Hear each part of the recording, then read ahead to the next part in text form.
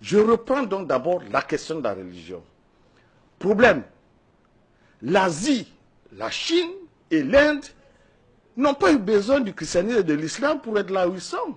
D'où vient-il que les Africains soient accrochés au christianisme et à l'islam pour s'en sortir? Le juif est juif, l'arabe est arabe. Vous entendez l'Europe chrétienne? Elle ne veut pas se faire avec l'islam. D'où vient-il que les Africains veulent être africains en n'ayant pas de religion à eux? Ils veulent être africains en étant musulmans, ils veulent être africains en étant chrétiens, ils veulent être africains en étant bouddhistes. Vous voulez créer quelle Afrique dans cette méthode-là?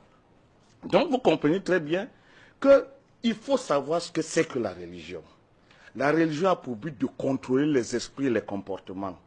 La religion est un enjeu politique, ce n'est pas une question individuelle, messieurs. La question religieuse, c'est une question collective. L'enjeu de la religion, c'est de briser la capacité des faibles à se révolter. Et pendant ce temps, cette même religion n'empêche pas les puissants de continuer à être puissants. Conséquence, si vous êtes dans cette religion, vous êtes perdu. Qui plus est, ces religions sont des prétentions. Vous avez écouté tout à l'heure notre ami Balok. C'est une hérésie de dire que Jésus va vous sauver ou Mahomet. D'abord, Jésus et Mahomet doivent être aux arrêts. Pourquoi aux arrêts?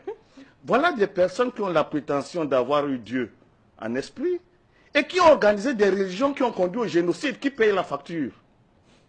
C'est eux ou c'est Dieu qui les a envoyés? Auquel cas, si c'est Dieu, eh bien que Dieu, on va l'interroger.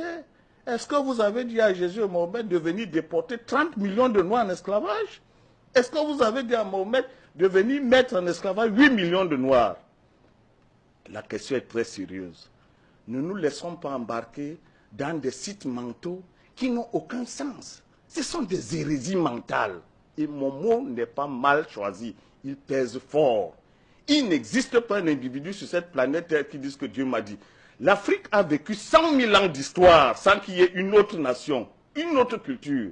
Parce que Dieu a mis en homme noir la potentialité absolue de la vérité.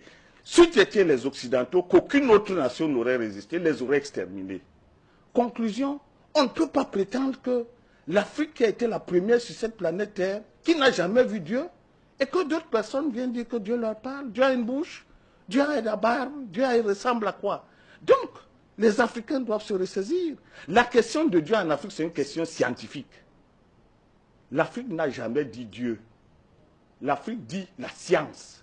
Et c'est parce qu'elle est émue devant la question scientifique qu'elle donne aux principes scientifiques les noms de Dieu. Quand vous entendez Atum, Mahat, Ra, Horus, ce sont des principes scientifiques. Ceux qui ont l'intention d'en savoir plus doivent le savoir. Donc la question de Dieu en Afrique, c'est une question philosophique et scientifique. Il n'est pas question de prétendre qu'on a vu Dieu et qu'on va en parler. J'achève sur cette question de la religion en disant 3 choses. 1. La prétention de l'islam de dire que c'est Mahomet qui a sauvé. La prétention de Jésus de dire que c'est par lui que va arriver le destin du monde. Voilà la première base de division la plus fervente de l'humanité. Ce sont des religions exclusivistes. Le seul fait que chacun prétende que tu ne passes pas par moi, tu ne vas pas voir Dieu, tu es perdu. Et vos mamans, vous les laissez à qui? Si le salut est individuel, votre famille, vous la donnez à qui? Vous partez seul, vous laissez les autres? Vous comprenez donc que la question de Jésus et de Mahomet, c'est une question anthropologique. C'est le sens individualiste de l'histoire de l'humanité proposé par l'Occident, qui n'est pas un sens africain. Dire que vous allez avoir votre salut par Jésus ou Mahomet, c'est une faute en Afrique. Vous ne pouvez pas laisser votre père et vos cousins. Vous ne pouvez pas. Si vous le faites, vous n'êtes plus africain.